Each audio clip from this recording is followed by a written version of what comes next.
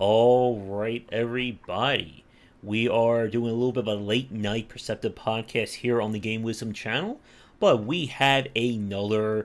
We actually have two developers on tonight to discuss their current project.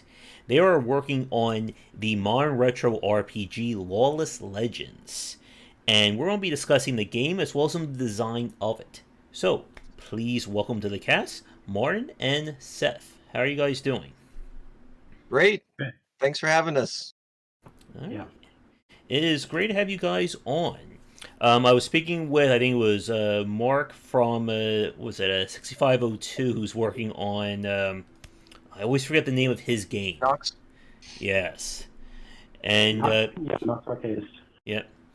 And he suggested for you to come on, as we've been talking to a lot of like modern retro developers lately, and it's always great to kind of see what is going on in that space and kind of talk about what it's like to make a game like that today, because it's certainly a different take than what we see from a lot of kind of more obviously modern style titles. So I guess to begin with, since this is both of your first times on, could you kind of give a little introduction about who you are and what is like your background when it comes to game dev and such? You want to go first, Martin? Sure. I'm Martin Hay. I am a programmer by trade and have been a programmer even before I had a trade since I was 13 with my Apple II Plus. So that's how I got started playing games. I always wanted to make a game and had many false starts over the years. The first game I actually made was about 10 years ago, and it was a really cheesy, terrible game, but a lot of people loved it, called Structress. And but my real passion was to make an RPG, and Seth came along and said, I want to make an RPG, and I need somebody who can program an Apple II. And so that's how I got into the project. So kind of my perspective is I bring a modern professional programmer mindset and education and experience to this ancient computer platform that I love. And the intersection of those two streams I find really interesting. All right. And you, Seth? I'm a musician. I'm one half of the band called 8-Bit Weapon, and we do music for video games, TV shows, films, and we primarily use old pieces of computer hardware or video game consoles. We use their internal sound chips as our instruments. So we have either custom-made software or commercially made available software that lets you use a Commodore 64 or an Apple II or a Game Boy or an NES, Atari 2600, Amiga, whatever. And we use those, the sound chips in each as our sound palette in our music. But we also do traditional music as well when someone requests it, when we do work for hire. My wife, Michelle, has a solo spin-off known as Compute Her. That's her in a Game Boy. So when she wants to do something without me tinkering with it, she does computer. But that's what we do, and I've always been a huge fan of computer role-playing games, starting with my first real computer role-playing game was Bard's Tale 2 for the Commodore 64, and then on to Bard's Tale 3 and Dragon Wars and Wasteland. And I played all those games, and I've played all their successors to this day. And I've always loved the 8-bit CRPGs best, and I always find myself going back and exploring those further to try and see if I can wring out more information or another experience I didn't find the first 50,000 times I went through. And I do find things here and there, but it's pretty bone dry. So I figured, well, I'm going to have to make one if I want a new computer role-playing game experience for a Commodore 64 or an Apple II. And strangely enough, the Apple II community is dwarfed by the Commodore 64 community as far as coders go. But as far as collaborative interest goes, there's almost none in the Commodore 64 scene that I experienced. Only in the Apple II scene did I see people with open arms and willing to try things on and see if they wanted to participate or not. Mm-hmm. Myself and Martin do the lion's share of the work, but we have to mention Brendan Robert, who did a huge editing suite called Outlaw that lets us edit the entire game, or lets me, a non-coder, edit the game in something called Blockly. So Martin does the actual heavy lifting as far as the 6502 assembly. Brendan did a dash of that for the 2D map engine. And I did all the graphics for Lawless Legends, the story, the scenarios, the overall design. I would say is probably 75% mine, and then everybody kind of chipped in on top of that. And now, even though we may or may not put Mockingbird music in the game, I've got an 18-track score already recorded that can, when we release the game for the emulator that Brendan Robert also made, that is probably the best pixel perfect version of an Apple II I've ever seen. It'll have music coded into it that will trigger at different times in the game. But it's pre-recorded music, and it's not true Apple II or even Mockingbird music. So that's my part in the game development. Okay. I miss anything, Martin? There's a couple other collaborators to mention. Oh, right. Andrew Hogan did a font engine. Dave Schmink contributed the music engine if we end up using it, and the Plasma language, which we use quite extensively, actually. In the combat system, right? Where 6502 isn't needed. The combat system you and I did. Okay, I thought he had put it together in Plasma or something. I don't remember that. Okay. All right, great. And it's always interesting to talk about like video game music. I had a previous guest, Jonas Turner, who does a lot of music for indie developers, and it's always great to talk to somebody else who kind of works in that space. I guess for people watching us, either live or recorded, what is, I guess, like the Cliff's Notes version of what Lawless Legends is as an RPG? Lawless Legends is set towards the tail end of the California Gold Rush in the Sierra Nevada mountains. And tensions are high.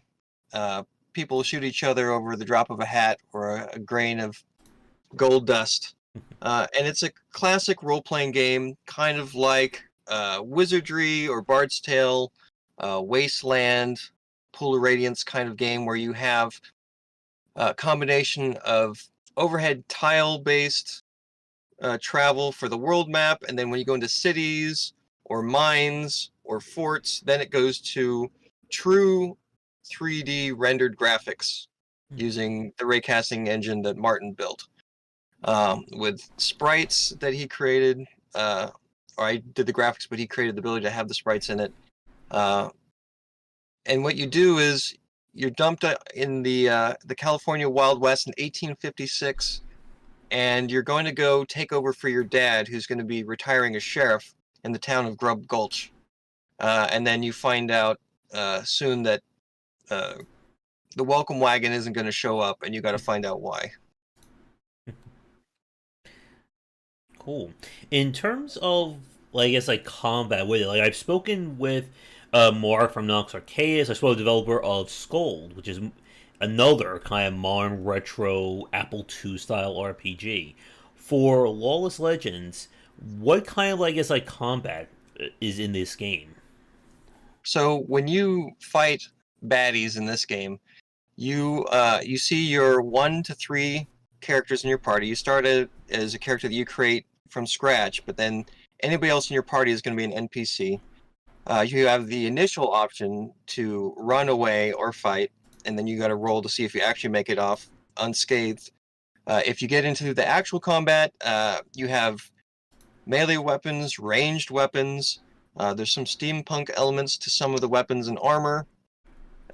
And so you can advance in increments of 5 feet. Each of the 3 characters get to choose if they dodge, attack. They can choose a melee weapon. They can choose their projectile weapon if they have it equipped. And there's also some light explosives at play in the game too. But what you see is a portrait of the closest monster, animated, and then you see blow by blow of what's happening in combat in the text window, Mm-hmm. and you go round by round until the combat's over. You're dead. Yeah, and I should mention that because it's in the Old West, there's an emphasis on guns and gunplay. Yeah. Yeah, and that actually takes me to the next question I have for both of you. Typically, when we talk about, modern retro RPGs or just classic RPGs, they are mostly fantasy related. Ultima, wizardry, Maya magic, and so on. What kind of inspired you guys to go with the Old West as the theme for this one? Well, it's because I don't believe anybody's done an actual Wild West RPG for a classic computer. The only Wild West RPG I've ever heard of is Red Dead Redemption for modern systems. Mm-hmm. But I just thought it'd be cool to do a Wild West RPG with a little bit of fantasy tucked in there. But yeah, nobody had really done it, and in a lot of games like Fallout and Wasteland, they're kind of westerns in a way, even though it's irradiated. Mm-hmm. Anything you want to add more about that? I love the Fallout games. I do want to also add, the engine itself is meant to run lots of different kinds of games, and in fact, early on we released a tech demo called Ancient Legends, right? Ancient Legends, which is much more fantasy based, right? Just to prove that the engine could do, a totally different game than Lawless Legends. So, Brendan's part of making this whole editor, and my part designing the underlying Apple II code that reads the files that come out of that editor. That's all kind of, as generic as we can make it, or not as generic, as powerful as we can make it, so that it can handle a wide range of games. But Lawless Legends is really the shining star and the driving force behind all of the features that we add to that engine. But we do hope in future that other games will be possible with this engine as well. Yeah, because the Outlaw editor that Brendan made, you can download it right now and make your own game today.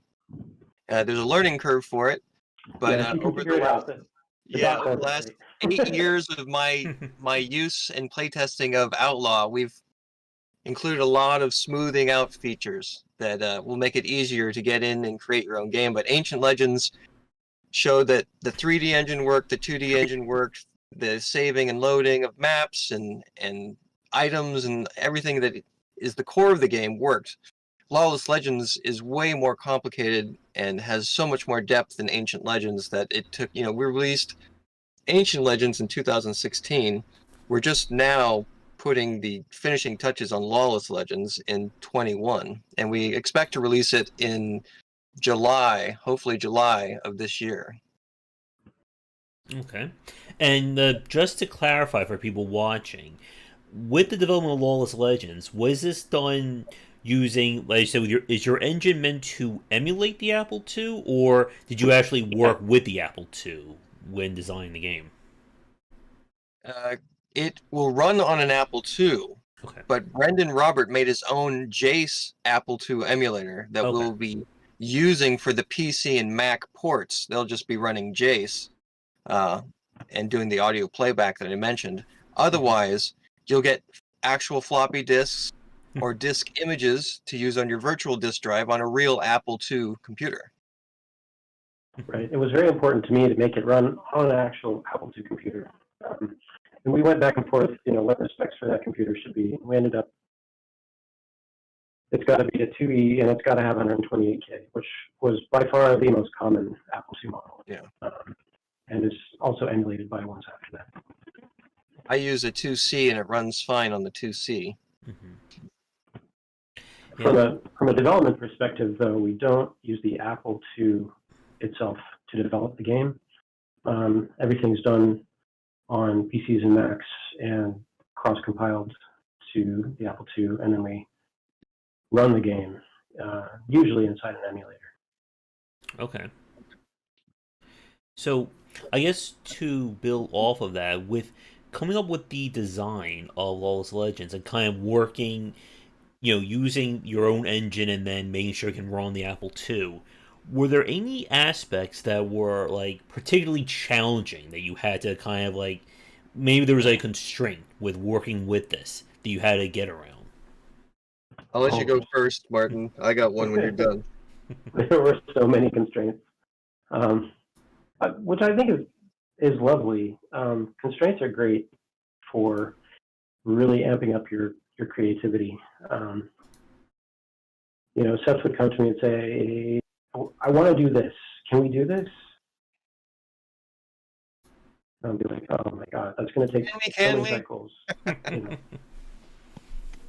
And then, we figure out a way to do it, by taking shortcuts and by, well, what if we just, hack it, basically, to eliminate 90% of your features, but keep the core thing that you really, really needed.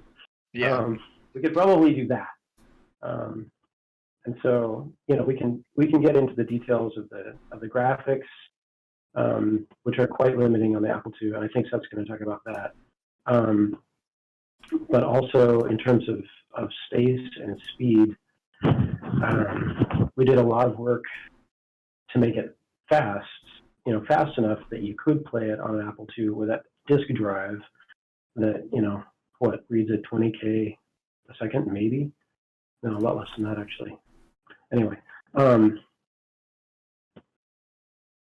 And also, it's got to take somewhere less than 100 disks to, right? So the current build fits on 8 floppy sides, so 4 disks double-sided. So that was huge. We added compression. Nobody back in the day did compression, but that's, of course, modern programmers are compressing things all the time. So, of course, we had to have compression. All right. We found that the operating system was just so bloated and using up so much space, and we used almost none of it. So we found a lovely replacement that some other people in the Apple II community had written called ProRWTS that's just tiny and does only what we need and no more, and is a quarter of the size of Protoss. So, having those constraints led to a lot of interesting decision making, but also led, I think, to us having a lot of fun. I love counting cycles in assembly language code, and like, it's 32 cycles. Can I make it 31? I love doing that stuff. It's the kind of stuff I don't get to do in my day job because modern computers, just throw another gig at it. Who cares?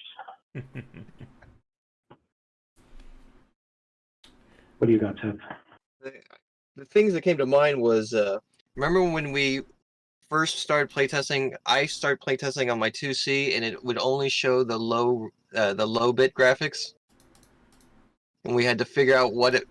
Ah, yes, I remember because that. the Apple II has high bit and low bit. It's a total of 6 colors, and you can't have them touch each other. And there was something in the Apple IIc that when I played it, would only display the low bit graphics, which is green and purple, black and white, and none of the orange and blue high black and white. Which the black and white, even though I say black and white, those are 2 blacks and 2 whites that are different from each other if you see it on the screen, because the edges have different colors. Anyhow, that was a fun bug. The other thing was I kept hounding Martin for specific colored squares on the 3D map ground. Like, I wanted water, so I wanted blue squares in specific spots. But that would be kind of a nightmare to have a specific blue or any colored square when the whole ground is just one color field. So we got around that with sprites. I came up with an idea where I would double up 2 squares worth of sprites in a row that are animated, so when you were looking at it in 3D, it looked like running water. And when you walk through it, you can't see it because you're above it. Ah, so clever. And then Martin, we had a geek out camp night at my house a couple years back where we finally added animation to the graphics, and that's where some of the compression came in.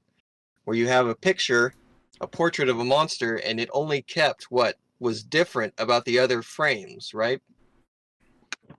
Yeah, so that you could fit a reasonable amount of animation on a disk. Yeah. And in memory, too. Memory is another very tight constraint on the Apple II. Mm-hmm. And I'm sure Mark talked about this, but, you know, we're constantly juggling stuff in the background. Like, okay, we've got to do combat, so we've got to throw out everything else and load the combat engine. Okay, we're doing combat. Oh, we got to play the death animation. Better get that in memory. Better throw something else out. So there's a pretty sophisticated memory manager. Brendan started it. He started the idea of it, and I kind of finished the whole implementation on the Apple II. That takes care of moving things in and out of memory in the background. You know, there's a whole garbage collection system which is not built into the programming language to, you know, recycle memory at the soonest possible moment. So everything fits, and it's a fun juggling act for a programmer in the background. The player has no idea and should never have an idea. All the torture that I went through to get everything to fit. Yeah, it's like going to Disneyland. It's a seamless experience where you don't notice anything you shouldn't notice while playing the game. And that's something that I know when I spoke with Mark about, with Knox, about, again, like all the challenges and limitations that come with this. And one of the more, I think, fascinating ones was talking about the design. And this is something I wanted to ask both of you about. That obviously for you guys and for the people watching this live and recorded, game design has come a very long way since the Apple II was out.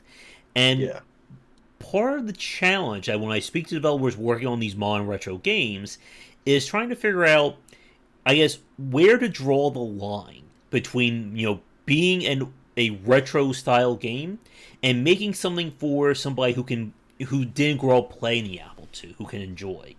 And I want to get both of your thoughts on where does, I guess, Lawless Legends lie in that? Like, is this a game that is, you know, pure and fully for old school CRPG fans, or did you think about anything for people who didn't grow up trying to get in this game? For sure, there's a lot of stuff. I think Seth's going to talk about stuff too. A few things popped into my mind. One is, you know, modern role-playing gamers, including myself, expect there to be a map. Mm-hmm. They don't expect to get out their graph paper and start plotting the squares. They expect, you know, just be able to hit a button and get a map. And that map should tell you where you've been and where you haven't been. It should have symbols on it so you can find your way around. If you're on a quest, it should tell you which way to go. Old school RPGs did not do that stuff. No, they did No not. hand-holding. Mm-hmm. No hand-holding. This game is made for modern RPG players like myself who want that stuff and count on that stuff. And really, you know, I got a kid to raise. I don't have time to be getting out the graph paper. Sorry. That's just not me anymore. So that's one area that I think is very modern and would feel, well, probably old school players would have liked it to today, but they would have been like, whoa, that's totally new and different. The other one that strikes me is when you're creating a character in this game, we ask the gender of the character, and we're like, oh my god, what should we do? I don't think we can have it just be male or female. So we're like, well, we can't blow a ton of memory on this problem either because it's not a big component of the game. You know, there's a couple times we're going to use this information. So we ended up just keeping it simple. When you're asked for a gender, you just get to type a letter. Any letter you want. That's what we did. Problem solved. Problem solved. Are they allowed to use numbers, Martin? Can they be a number? I don't remember. I have to check the code. Okay. You should add that. I'm not a number. Oh, I'm number one. There you go. The things that came to my mind, Martin mentioned quest log and the auto map features, which everybody needs. That's right.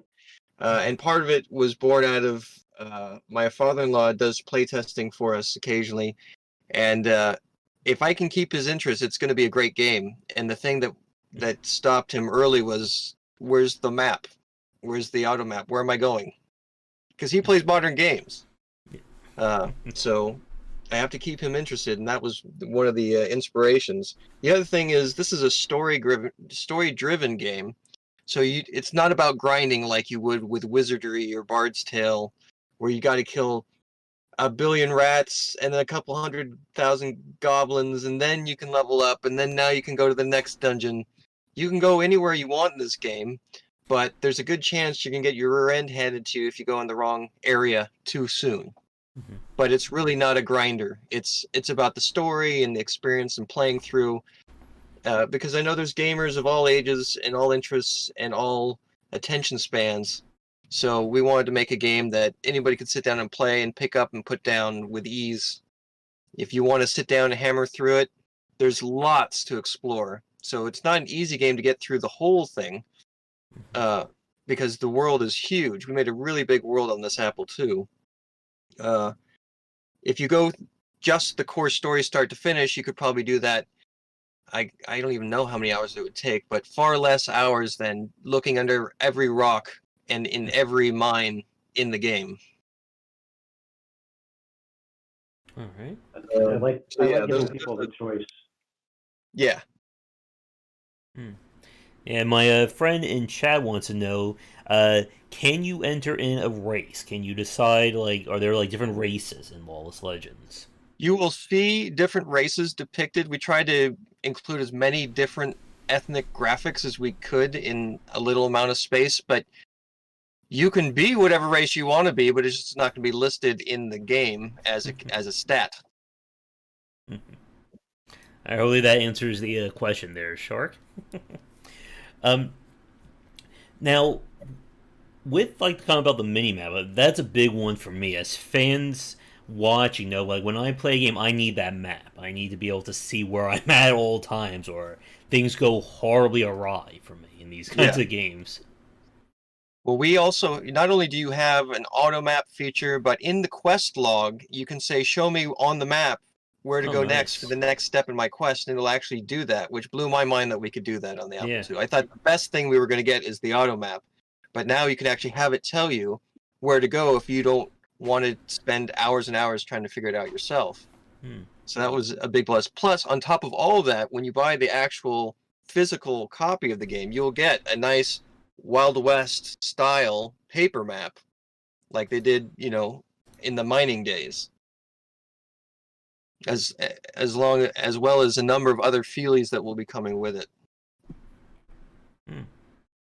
Yeah, I don't think I've heard of any other games or any other kind of old school RPGs that did that with having the map actually be updated with quests. Yeah, I don't know if anybody else's does that specifically, but that was another necessity for my father-in-law. So. Yeah. And it was challenging from a technical perspective because our map we have a lot of maps. The world map is big. It takes a lot of bits to store all that stuff. So you can't actually fit the whole auto map in memory either. So that has to be written to disk and has to be juggled in and out. So yeah, I think the viewer for the 2D map when you're playing is, I think, what is it, 9x9 tiles, Martin? Right. And the map itself is actually 128 by 128 tiles.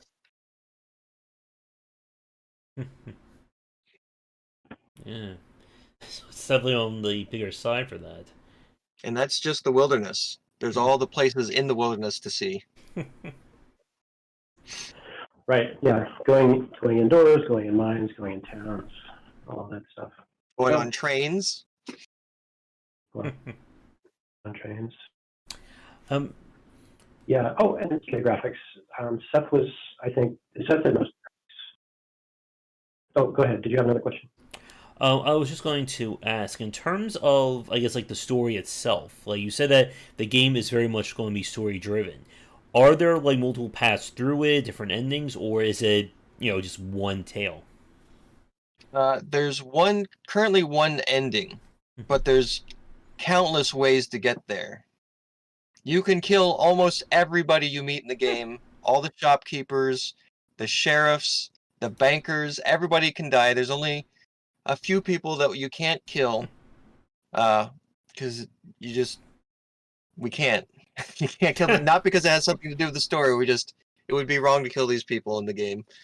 But that doesn't mean it's going to be easy on you if you kill all the bankers and the sheriffs. Oh yeah, no. There's serious consequences for everything in the game. So if you walk into somebody's villa and you start shooting things up, don't expect to get out alive easily.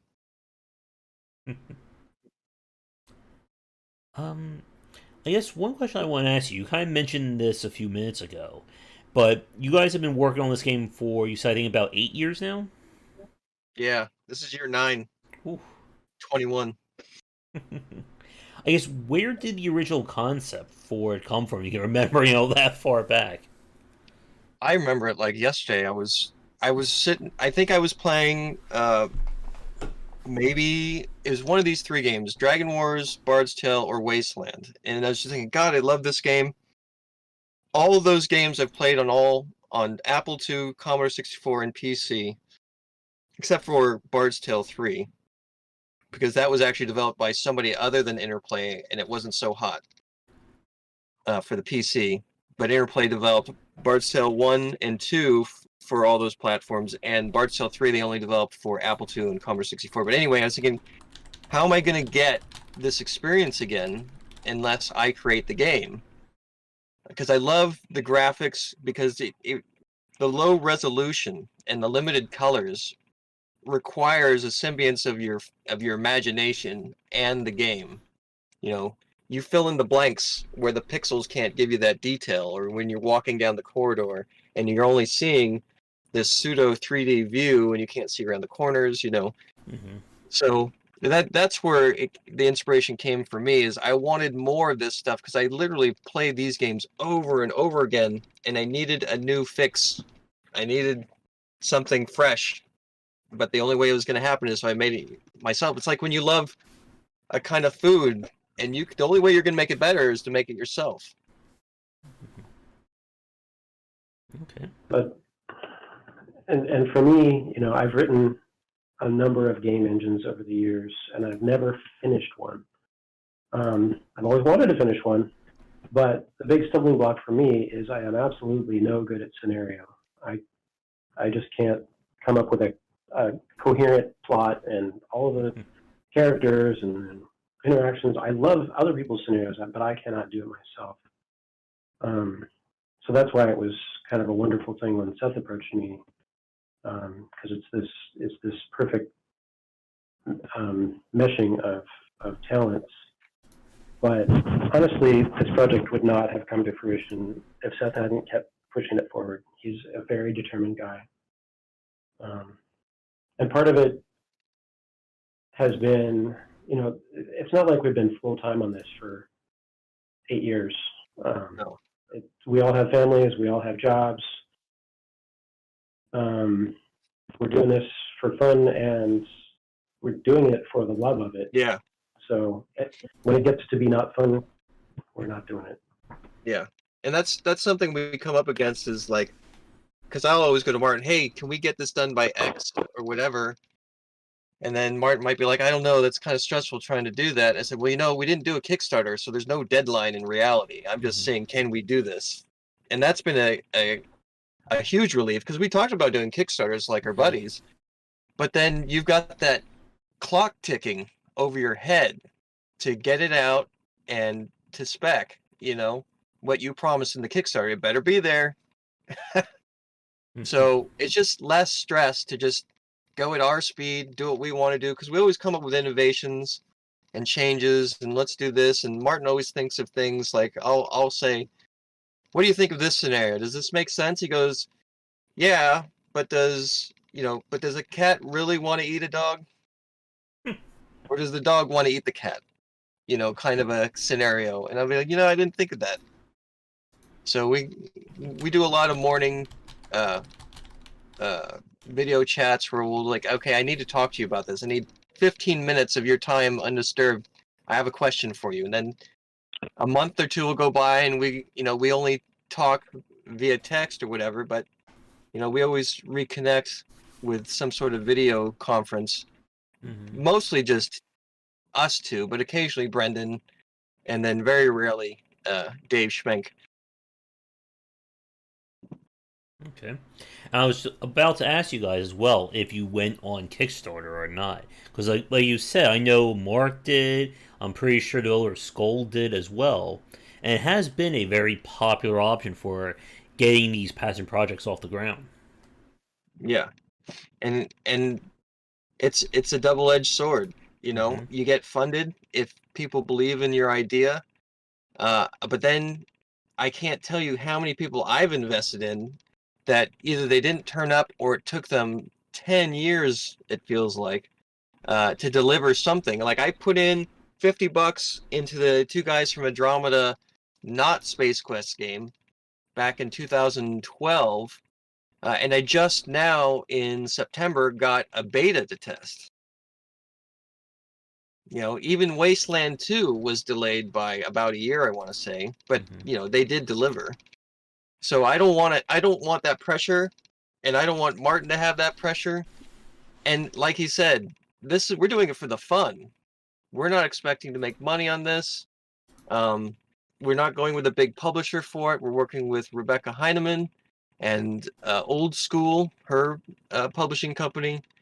Are you familiar with Rebecca Heinemann? Name sounds familiar, but Let me go down the list. She helped code part of Bard's Tale 1 and 2, but did all of Bard's Tale 3, part of Wasteland, all of Dragon Wars, tons of games. She's done Game Boy games. I think she helped with Out of This World. If you look at her credentials on Moby Games or other sites, it's just a huge list of things she's accomplished in her career. And it's because of her and her games that inspired me, that we became friends. I reached out to her and we talked, and we actually met at a Classic Gaming Expo. And she actually played in my band briefly for a song where, I don't know if you're familiar with the Commodore 64, has a sound chip called the SID chip that actually it was designed to be kind of like an ARP Odyssey on a chip, which is a synthesizer from the 70s. And you can actually adjust the resonance filter with a Pong paddle. So we gave her the Pong paddle while we played the Commodore live. But anyhow, we've become very close friends since then. That was 10 years ago. Geez, now that I think about it. So I showed her some early versions of Lawless Legends, and she loved it. She hasn't released a role-playing game in years that was hers, and having her be a part of this is just a dream come true, for me at least. And she's a wealth of knowledge, both for anything related to computer software, packaging, coding if you want it, and release dates, what you should have, what you shouldn't have. It's great to have her as kind of like a female Obi-Wan Kenobi when it comes to game development and publishing. Yeah, she's fun too. Yeah, a lot of fun. And the other thing that we actually did recently, because we a portion of the game involves Native Americans, and so we got a Native peoples consultant to work with on the game, because something I noticed when I was doing research was that a lot of Native peoples do a lot of articles about how nobody consults them about how to have a Native American in a game. So we thought we would correct that problem by consulting with someone who knows a lot about Native peoples. So that's something that is going to be unique about the game, is the representation of a completely fictional nation of people will be more accurately represented than probably other games have. Yep, and that's definitely an interesting point, especially when we look at games that try to take place in either realistic or, contemporary settings, some of the challenges of trying to work that in. Yeah. These days, there's a lot of sensitive subjects to to navigate through, and we didn't want to release this game and have any nation offended that we had borrowed or appropriated something intentionally or unintentionally. So we had our consultant go over all the text in the game, all the graphics, to make sure there was nothing offensive, and we've achieved that. There was actually very little that needed to be changed in the game, luckily. So, keep with that line of thought for a second.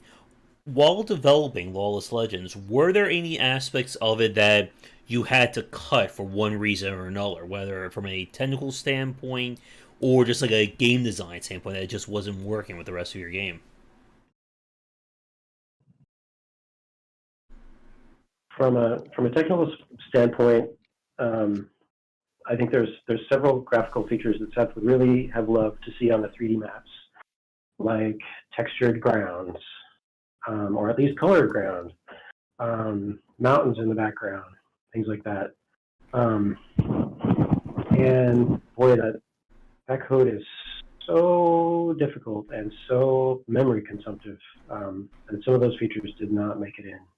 I'm still very proud of the 3D engine, 2.5D engine, but it's it's definitely got its limitations, because when you've got a budget of 1 million cycles and you're trying to achieve 10 frames a second, that's only 100,000 cycles, and when you're trying to draw 10,000 pixels, that's 10 cycles a pixel, and boy, yeah, it's up.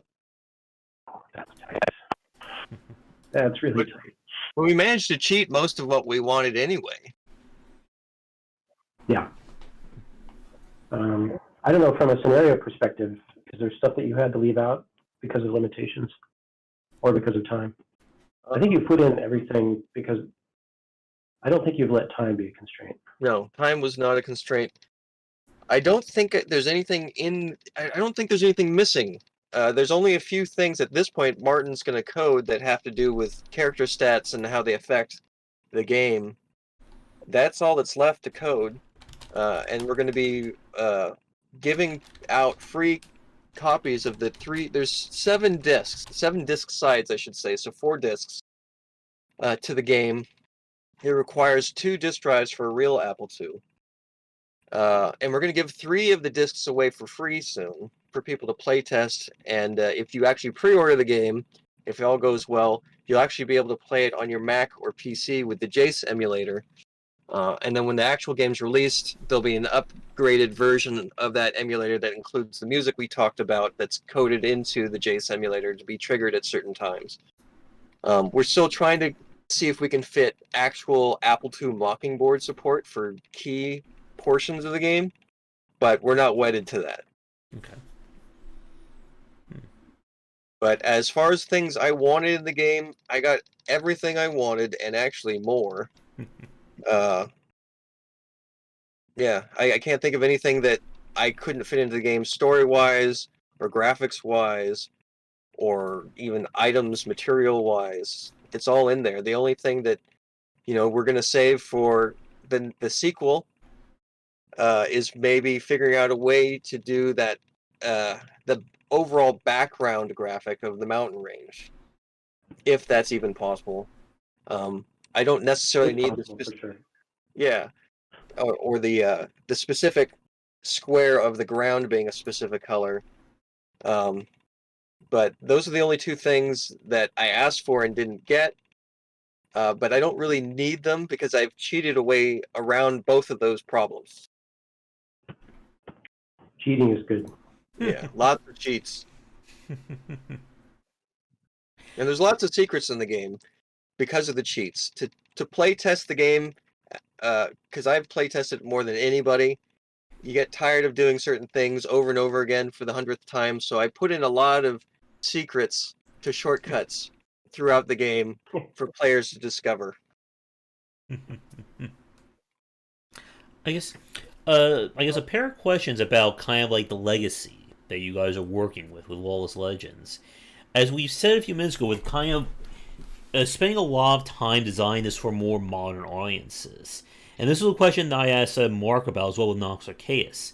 That with like I guess the older fan base, the people who grew up with the Apple II and looking to play on like that kind of system, have you gotten any reception from them about kind of like the changes, or if it's it hits like right at that sweet spot of nostalgia? Is there anything like they didn't want to see? Like, were there any I guess conflicts with like your vision and what they wanted out of a old school CRPG? So far, not one negative thing has come across for like, this is stupid, or I don't like that, or why did you do that? The only thing that I've encountered this whole time is I posted pictures of the game about May of 2020 and an Apple II group on Facebook, and there were some challengers saying, this is BS. I want to see video. So I showed them video, and they shut up. It's real 3D graphics rendered in real time, where with Bard's Tale, Dragon Wars, it's pre-rendered bits that are all kind of put together on the screen in real time, but you can't look wherever you want like virtual reality. Now keep in mind, you can't look at pixel by pixel moving left to right. There's 16 points that you can face in the game and move, where normally you just have up, down, left, right, forward, backward, that kind of movement. But the engine Martin made is incredible. The trade-off is some speed in the highest resolution of walking mode, where you can go in 16 directions. But there's 2 different travel modes that are faster at the cost of seeing all the directions or being able to travel in any direction you want out of the 16. It goes 16, 8, 4. 4 is the classic mode, which everybody knows from Wizardry and stuff, and Ultima dungeons and stuff like that. Okay. And I guess the other one, or the other part I want to ask, with again like working on this on your spare time and going about like that, what was like the decision like to really like go all in on kind of nostalgia, like the physical side of things? So I know when I spoke with Mark, like he definitely spoke highly of having as much like physical goods with Nox Arcade as he could. Speaking from my own experience, I've got most of my original games that I had when I was a teenager, and I love, like, I'll show you things like this. Here's Deathlord, which is kind of like Ultima in Japan, and it's got a little map on the inside, and you got your little diskettes, and I loved reading all this stuff because there's like story here, and then here's who made the game, and then inside they actually included a simple paper map to use to show you, where you're going in the game. And I would, when I'm not playing the game as a teenager, I would look at this and study the map and think, okay, tomorrow I want to go check out this island and this castle and blah, blah, blah. And you could, strategize when not playing the game, or at school when you're supposed to be studying. So Yeah, I always wanted wanted a game with feelies. Yeah. I always loved the feelies of Infocom games, and I just don't see how we could release a physical game without feelies. Yeah, why go this far and not add the feelies? It's expected, I guess it is thinking about it now, it's a very retro thing to do. Very few modern games have any kind of a feelie. Yeah, you I was super surprised when I got my copy of The Witcher and it came with a map. I'm like, wow, when's the last time that happened? Yeah, well, I paid, $130 for Fallout New Vegas to come with dice, some chips, and some playing cards. Yeah, I spent $100 or so from the Diablo 3 collection to get a big book. And that stuff, like a book, is what you would normally get with a game in the old days, So, we want everybody to enjoy it. We want, the younger generation to be able to sit down and play it, and not have to worry about getting the book out. Because when you play the emulated version, there's something that we built called Storybook Mode, which is, so you go into a town, and then you see the villain. And one of 2 things will happen. If you're playing on the Apple II, it'll show you an animated portrait of the villain, and then it'll say, read Black Bart's got his gun pointed right at your head. Read log 5, and then so you go pick up the logbook and you go see what logbook 5 says, and you read it in detail. But if you're playing the emulation on a PC or a Mac, it changes the whole screen to have the animated portrait and then the full screen of text explaining what was in the logbook.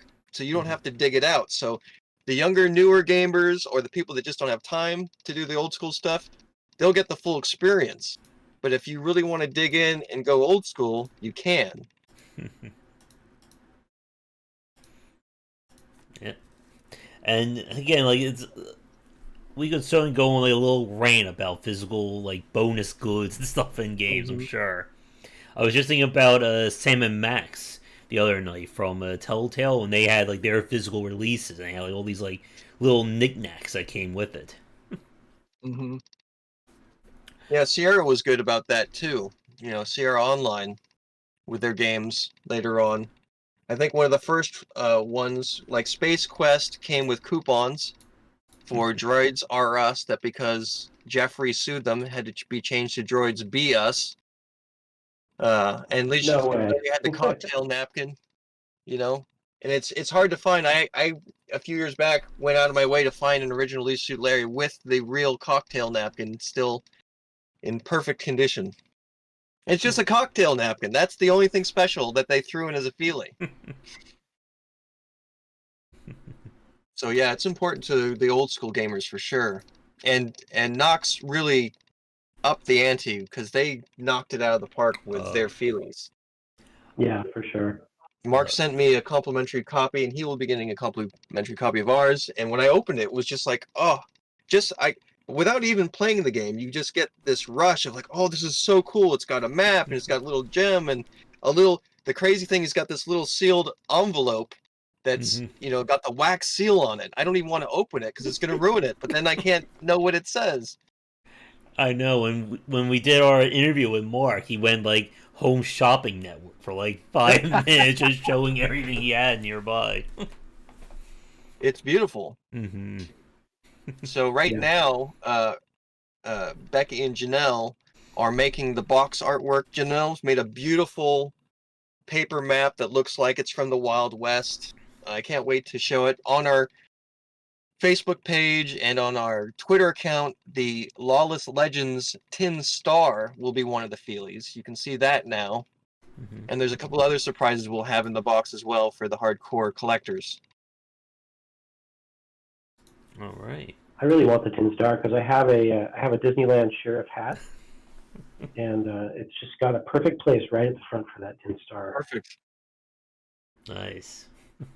Well, there's your Halloween costume then for next year. If we we have Halloween next year. Speaking of which, all of the developers are in the game as animated portraits for different things. Martin is a villain in the game. A crazy villain. I love my portrait. He looks nuts in it. Seth is an outlaw coming out of an outhouse. Nice. And my wife's in it too, as a bartender too. Yep. And Brendan is a frothy, crazed. I won't say exactly what he is, but he is not looking well in his portrait. Dave Schmenk had an MRI of his head that I converted into something gruesome. So they're all in there, animated for your enjoyment. Well, that's definitely a tease right there. There's a Greater Star conversation. I took an MRI on my friend's head, and it's in the game somewhere. Yeah, it is. It's actually on his Facebook. I don't know if he still uses it as his Facebook profile picture, but it's pretty gruesome. There we go. Speaking about the art, it actually took me to a few other questions I want to ask both of you about. And that is definitely the pixel art for the game. I guess, who did the art for Lawless Legends? I did every pixel in the game by hand. How was it working with pixel art, by the way, Seth? You know, it surprised me. I had talked to a few friends that I know from the game development world and the retro gaming world, people that do graphics on Commodores and whatnot, and they wanted to help, but they also wanted a hefty fee. That I have no budget. This is not a budget game. There's no Kickstarter, so I took a crack at it.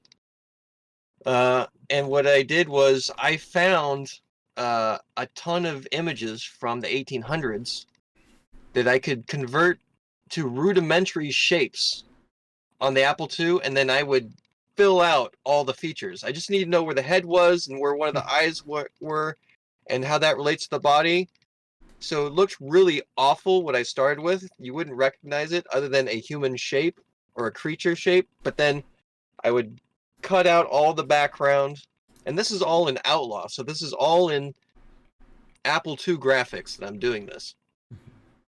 I would fill in the actual shape of the life form, I'll say, and then the face, and then lots of dithering graphics. You'll notice in all the artwork there's lots of dithering. I love dithering to give more dimension, some light and shadow. There's some great play of light and shadow in some of the animations. Yeah. I've got this guy with a half-eaten hillbilly with a shotgun that you see light from behind him and you kind of see his body, but when he blasts his shotgun, you see how bloodied up he is in the front from the shotgun light. And it's all in, Apple II 6-color graphics. Mm-hmm. Yeah, I'm looking at he did not pay any attention to the limitations of Apple II graphics. Like it was like, so you should probably alternate lines. You should have high bit graphics on the even lines and low bit graphics on the odd lines. And like, just puts anything anywhere. If it looks good, that's the only gauge. And he's done stuff I didn't think you could. Yeah, more cheating. The portraits just look great. Thank you. Yeah, the thing with Apple II graphics is you can't have the high and low touching, or they will flip each other over. So if you've got a purple right here and you slap an orange right here, it'll flip this over to orange. Mm-hmm. So it's a very fine line. And the way you can fudge it is to have outlines of things in black or white, because both high and low have black and white. So that's my secret. But I turned out I am an artist, a graphic artist that I didn't even know existed, and I love doing it now. I do it for people. I did my father-in-law and my mother-in-law for Ancient Legends. They're the king and queen in the game, and they're kind of like the focal point of the story. I converted them to Apple II graphics. Yeah, it's a lot of fun, and it's a great challenge. I like challenges. That's kind of what got me into chip music to begin with, is the limitations. I started making music on Game Boy using software called Little Sound DJ that turns your Game Boy into a music production studio using the 4 audio channels that are built into it. But obviously it's very limited sound-wise, but with a lot of experience in tinkering, you can actually crank out some unbelievable sounds out of, I think it's a 4-bit audio output out of the Game Boy, even though the CPU is 8-bit. Nice. And I was looking at a few of the screenshots you sent over, and like the one with the sick mountain lion, like you can see I'm not sure there's like blood or some kind of like disease all over his face. Looks really nice. Yeah, that one was a lot of fun. That because sometimes art demands blood. That one, I didn't know what to do with his face. There was so much detail I needed to fill in, and I go, you know what? Maybe he just ate somebody, and it's just all bloody, and that way I don't have to fill in all the details of a cat's mouth, because there's a lot of detail there already. Mm-hmm. But I just thought, wow, it really would like freak players out to see this cat that's just mauled something before it met you. Yeah. There's some nicer looking cats in there too. They're not all scary. And for anyone watching, and you pet any of those cats and dogs. Yeah, don't feed the animals. Or anything you meet in the game. Yeah. That's part of the story that you touched on. He is a sick cat. There's something unnatural happening deep in the wilderness that you have to discover the source of. I guess one question I forgot to ask when we were talking about the gameplay of Lawless Legends. With the actual combats and with character growth, how are you guys approaching that in terms of Do characters gain new skills? Is like combat, weapon or equipment based, or is it more like skill based or a combination thereof? It's a combination. You got to have the right skill. You can use any weapon, but you're not going to hit anything with it without the proper skill. And you will find new skills that you didn't know existed later in the game. The characters, as you level up, get points that you can apply to either skills or attributes. So you can put a point to agility and a point to hand-to-hand. Okay. And when you get NPCs, always put a point on handguns. Yeah, agility and handguns are very important. And NPCs, when you add them to your party to help customize them, you are given a number of points to personalize right away. Because that's one thing I always didn't like when I got an NPC is like, okay, I got to wait till he levels up. Because I know what is important in the game as a player, not just in Lawless Legends, but in other games. But you don't get to tweak them as much. You don't get to. All right. For those of you watching this live or record right now, apparently Windows decided to throw an update alert while we were talking and just completely borked my OBS there for a minute. So we are back here, and I'm going to let Martin pick up with our previous question about combat. So when you're ready, Martin, feel free to go right ahead. So in essence, Lawless Legends combat is a system of attributes like strength and agility and stuff, and skills like hand-to-hand and handguns that you can put points into. And in the end, a combat system, any combat system in any game, is a big pool of numbers that get crunched in various interesting ways. And there's a lot of numbers in Lawless Legends, and they they interact in lots of subtle ways that were fun to come up with. But again, we try to shield the player from that complexity for the most part. They kind of put points into things and hope that it's going to make a difference. But you level up pretty often in this game, so it's not. I think Seth has tried to make it so that you don't have to stress over. I really should have invested that point in this other skill. And oh shoot, I don't think it's not an unforgiving game. Yeah. Yeah, there's games I've played in the past where I did invest that point elsewhere, and then I was at such a high level, it was going to be forever to level up to get that point. It's like, oh, okay, let's go. Let's go back down there and kill another million rats. Oh, yes. And this is not that game. And what I was about to ask you before the stream got all messed up, in terms of the NPCs who can join you, are they custom characters, or are they like fixed characters in the world who will join you at specific points? They're both. They're fixed characters. Now, keep in mind, this takes place in the real Sierra Nevada mountains. So there's real locations in the game and real people from history in the game that you'll interact with. The NPCs you interact with and add to your party will be preset, but like I said, they will come with points that you can allocate to personalize them more, and they will level up themselves as they go through, and you can personalize them more each time. Okay. And then eventually you acquire more NPCs than you can fit in your party, and so you can decide which ones you're going to bring at which times. Store them in the hotel. Yeah. What's the max party limit? 3. Okay.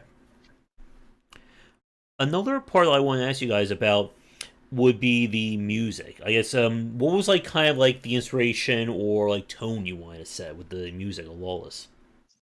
I wanted kind of the silly honky tonk piano kind of feel that you hear in the westerns. You see the guy at the saloon that's just playing along. He's in his own world while the girls in the brothel are dancing and guys are fighting at the bar. So it's a lot of honky tonk piano, and then there's some other parts that we're working out that will be more of an atmosphere, almost ambient style music, but still reality based. All of the instruments in the soundtrack are 8-bit.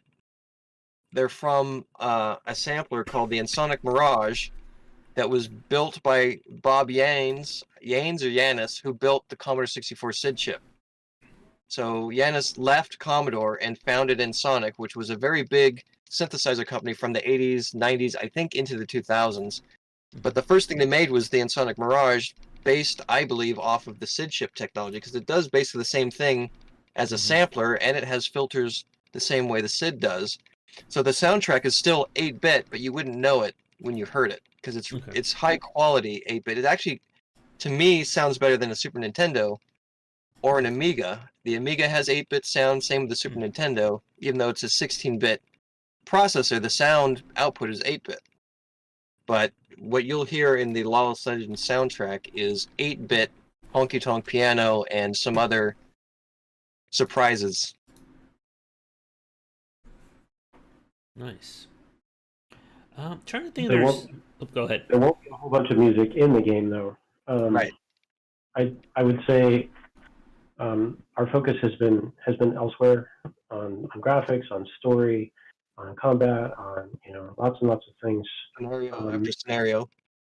Nox really went after sound in a big way, and it's an expensive, complicated thing to tackle in an Apple II, because you pretty much have to do interrupt-driven sound, and as soon as you introduce interrupts into your system, you've got to get that perfect, or it will crash at random moments. And I know Mark has had a lot of headaches with that, and eventually they solved it, but it was a huge nightmare. And having heard about that experience and knowing why there's no choice but to have that experience if you're going to go that way, I'm not too excited about going that way. So we're looking at kind of lower key ways to get some sound in the real Apple II version that's not like pervasive across the whole game. And then for more ambient sound, we're just going to save that for the emulated version on the PC and Mac. Yeah. Okay. Trying to think if there's any other questions. I guess for chat, we'll probably be wrapping things up in maybe like the next 10 or so minutes. So if you have any questions for Seth and Martin about Lawless Legends, working with the Apple II emulation, programming, anything like that, feel free to get that in now. As for both of you, any other aspects of Lawless Legends that we haven't touched on that either of you would like to bring up? I wanted to mention one, and Seth can probably think of more too, but I spoke earlier about getting to select the gender of the character. Another aspect of gender in this game that would be unfamiliar to gamers in the 80s is that there are a lot of female characters. Back in the 80s, a game like this probably would have been populated mostly by cowboys. And this game has plenty of gunslinging cowgirls as well.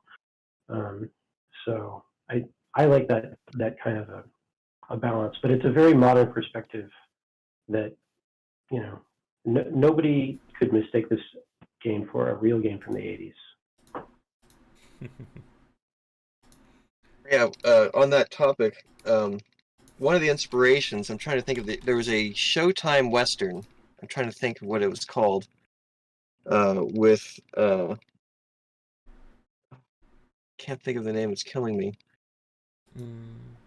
It was Deadwood? really brutal, and it was very true to the time with how people interacted with different races at the time. And I'm trying to think of the TV show. It was a Showtime. They made a movie. Was it Deadwood? Deadwood. I love Deadwood. That was around the time when this was bubbling up. I loved Deadwood. I thought that was one of the things that inspired me to make Lawless Legends. I was originally gonna make it brutally honest, true to the times, but over time and after talking to people, it's not gonna fly with modern gamers. Even though it would be historically accurate, it's not a good idea. So, and that includes the nudity and everything in that show. It's like, oh, we can throw it all. No, that all got shelved. It's now a family. Oh yeah, speaking of features, there was a feature I really wanted to have a brothel in the game, and that never got in. And now I feel like it wouldn't fit at all. It doesn't make any sense. But yeah, that's a feature that got cut. So the other thing I wanted to mention that we haven't talked about is how things are triggered in the game, because when I play games like Fallout, you walk onto a spot and something happens automatically. You don't have to use an item on the spot for something to happen like you did in old games. And that's something that is still true in our game.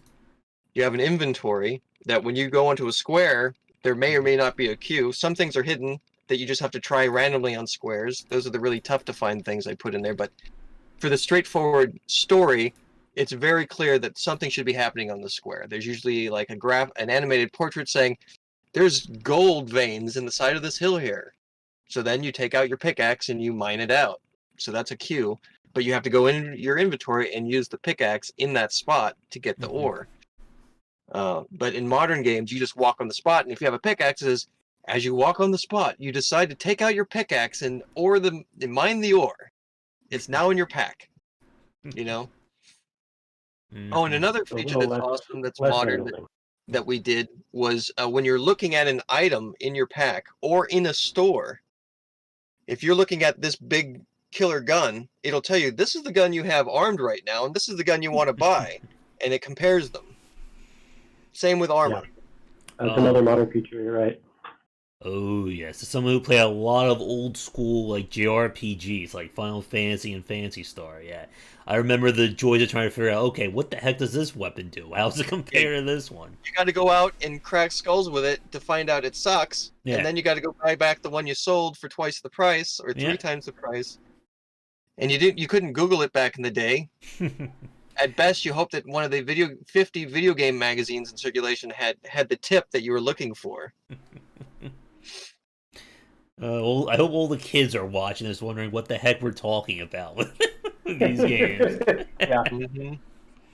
It's in a lot of ways, it was not the good old days, but it sure feels that way. When you're a kid or a teenager at the time, you had just summers of time to kill. That is true. And I don't even have a fraction of that these days with a family, you know? For a shark in chat who's also working on a game, like we've joked, like we don't have vacations anymore. We don't know what that term means these days. Well, it's a vacation with your family. It's not a vacation for yourself away from everyone and your family. If you have a heart. Yeah, right. But yeah. Let me see. Trying to think if there's anything else gameplay related. Let's see. You can use skills and attributes on any square on any map to see what it does. Yeah, and I guess you mentioned there are a few times when there are full screen graphics. What, Martin?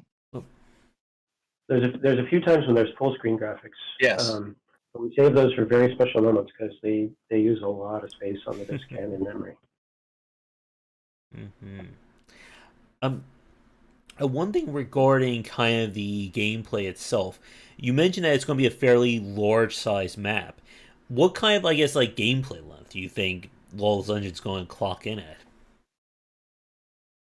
I honestly couldn't tell you because I've played it long and short, and I know where everything is because I built everything in the game, minus the actual code in the background. I would have to ask maybe Andrew Schultz. Andrew Schultz is another part of our team, kind of like unofficial because he's not a coder, but he's literally, in my opinion, the world's greatest playtester.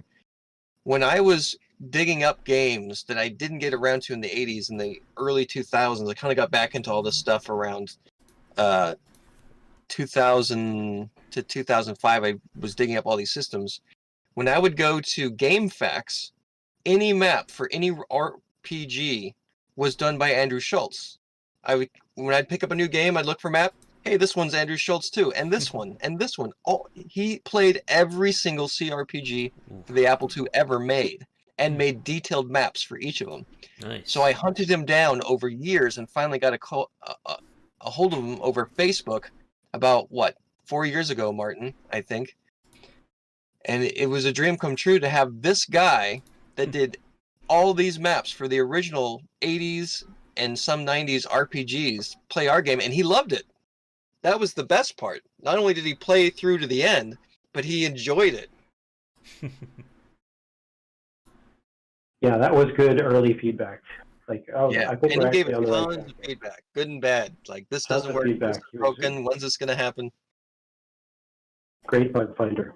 Yeah, so the bug farm's gonna grow when we release the 3-disc shareware version soon. So when everybody can play the Apple II version on an emulator, or if they pre-order the game, they can actually play the Mac or PC 3-disc version using the Jace emulator that Brendan built. And then we'll see where the other bugs are, because we got most of them hammered out. We only think we do. Yeah, that's what I'm saying. Like, when we put the 3-disc version out, we'll find out more, but we couldn't possibly have as many as Bethesda on release day. Okay, I'll give you that. A question from David in chat. Just want to ask, what are your favorite 8-bit and 16-bit computers? Well, number one for me is Commodore 64 and the Apple II. The only 16-bit computer that I cared about was the Amiga 1200. What about you, Martin? My favorite 8-bit machine is the Apple II Plus, which this game will not run on. I like the 2E, but I started on the 2 Plus. My favorite 16-bit machine is the Apple II GS, which I eventually had. It had some nice graphics and some nice sound. Something real quick, Martin. The Apple II GS, graphics and sound, that's the GS. The sound is by Bob Yanis, who made Ensonic. It's an Ensonic sound chip, the guy that made the SID chip. Ensonic sound chip. Yep. Someday you and I should make a game for the Apple II GS, but it's going to be a really different beast. And I have Can we lot do of a input cracked from my out perspective. Lawless Legends 2 on the 2GS? I don't know.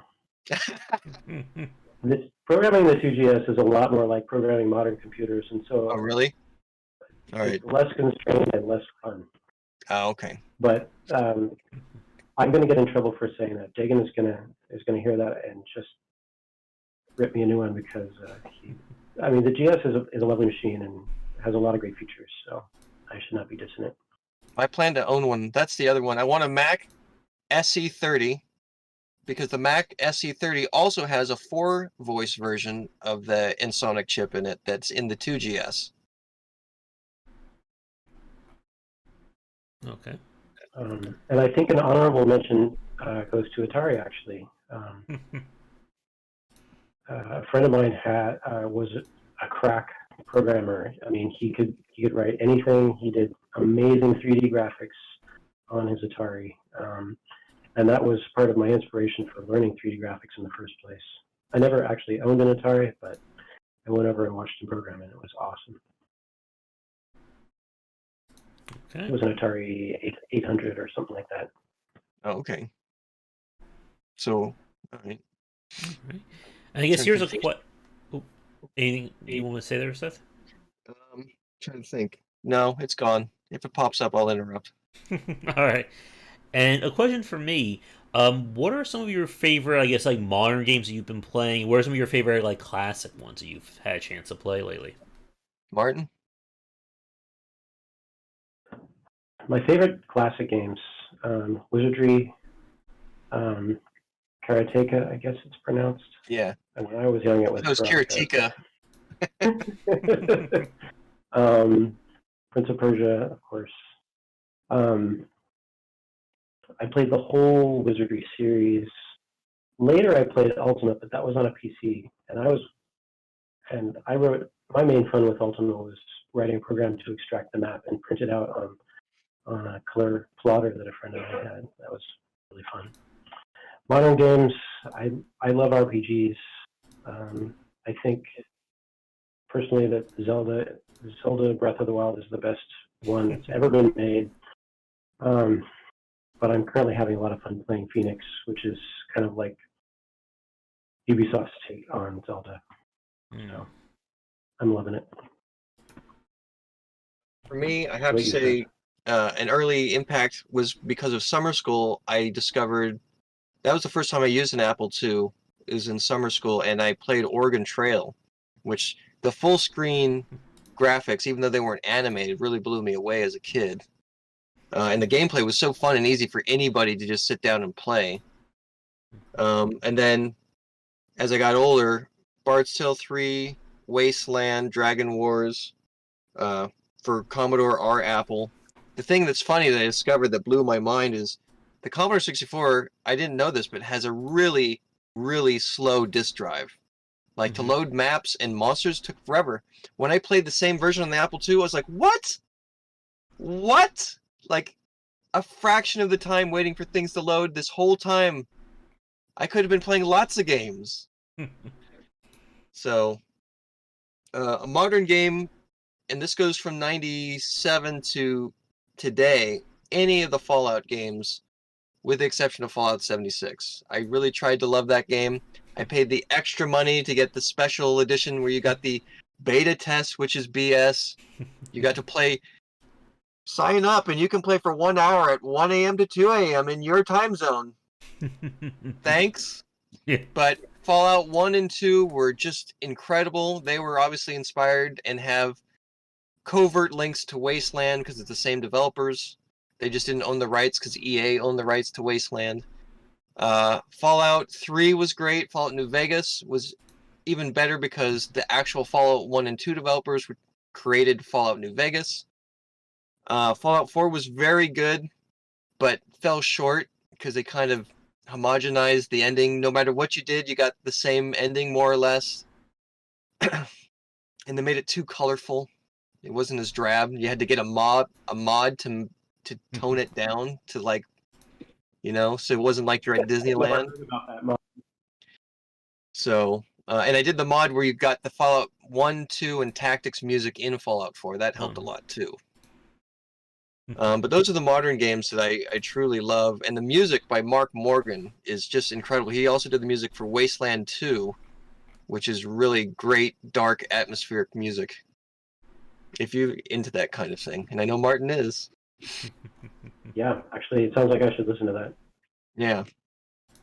So, yeah, those are the modern games that I enjoy and play.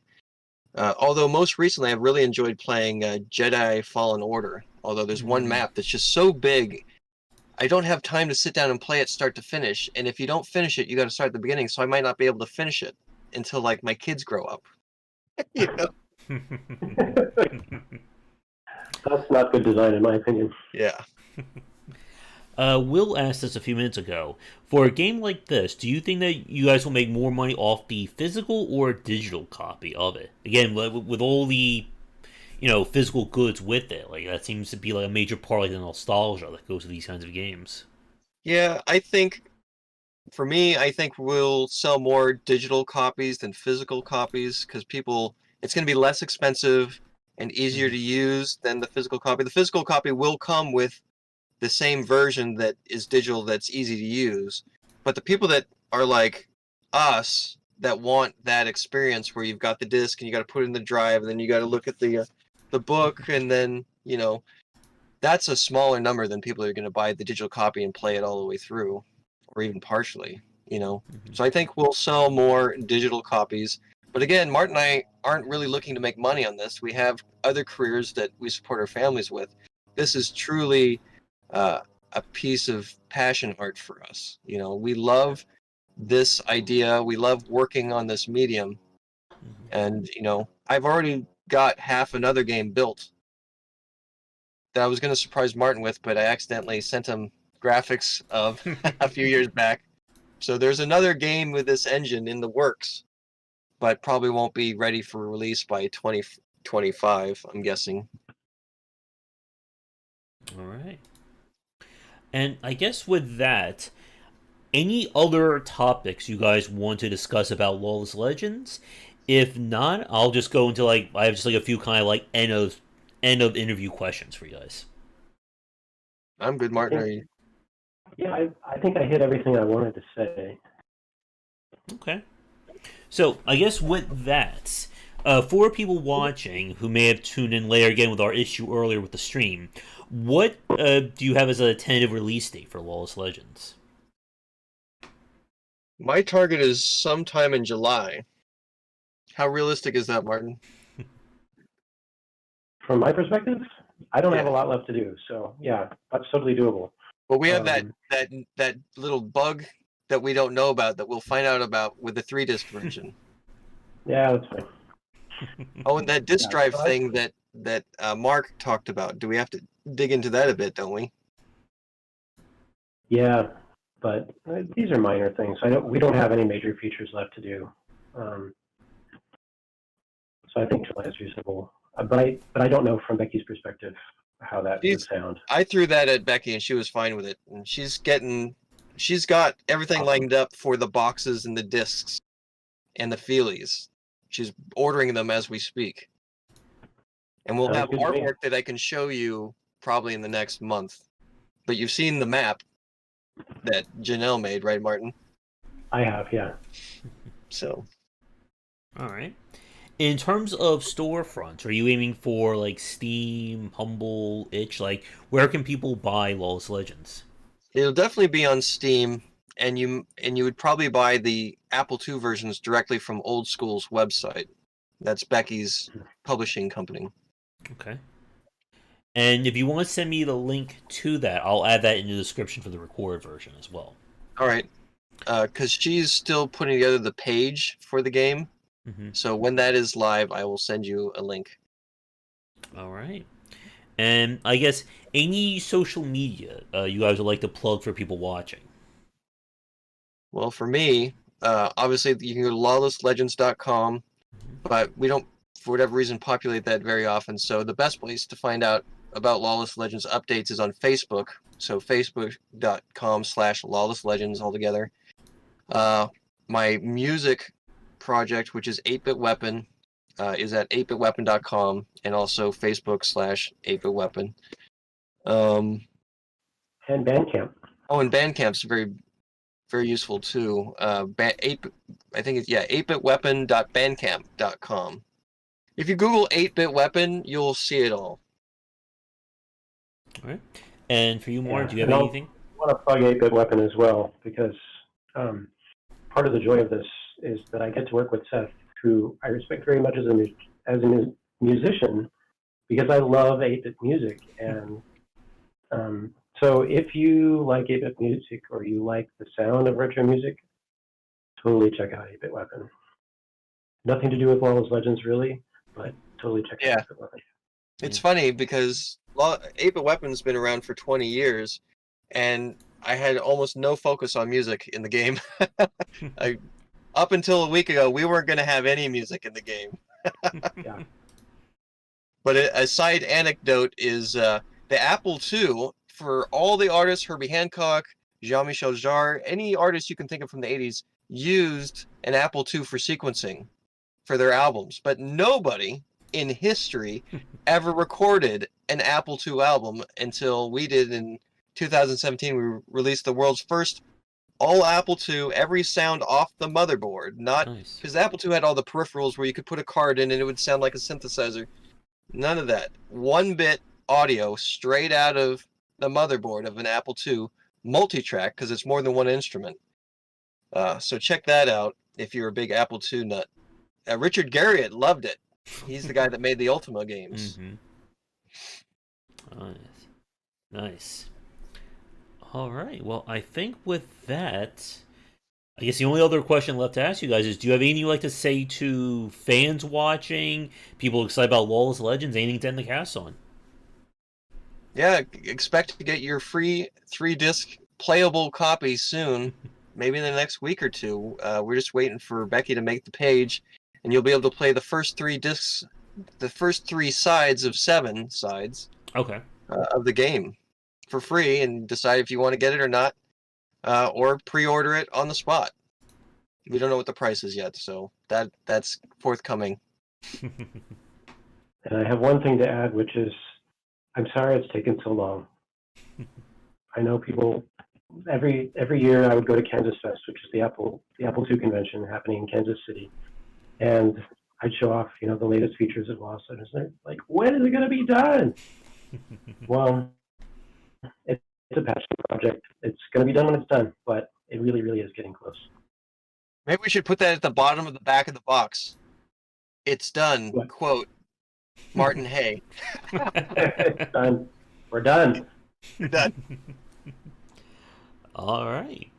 Well, I think that will do. It's been a pleasure hanging out with both of you tonight. Best of luck with the final leg of Lawless Legends. Thank you very, very much for having us, Josh. Yeah, it's been a pleasure talking with you. Thank you. All right. So, with that said, for those of you watching this live or recorded, thank you so much for tuning in. You'll find links to a lot of stuff we talked about in the description down below in the recorded version. I'll be back on later tonight for our regular game streams. And if you are a developer working on an upcoming or recently released game that you'd like to come on and talk to me about, feel free to get in touch. We're always looking for guests. But with that said, again, Seth and Martin, have a great rest of your night. And I'm sure if you guys are working on whatever your next project will be, we can have you back on for that. We'd love to return. All right. So, with that said, oh, sorry, Michael, you got on at almost, quote-unquote, the perfect time for it, I'm afraid. But this will be up in recorded form in a few weeks at the time of this taping, so you'll be able to catch it all then. So, again, thank you so much for tuning in. Come back for our daily discussions on game design here and on game wisdom, where we examine the art and science of games. Until next time, take care.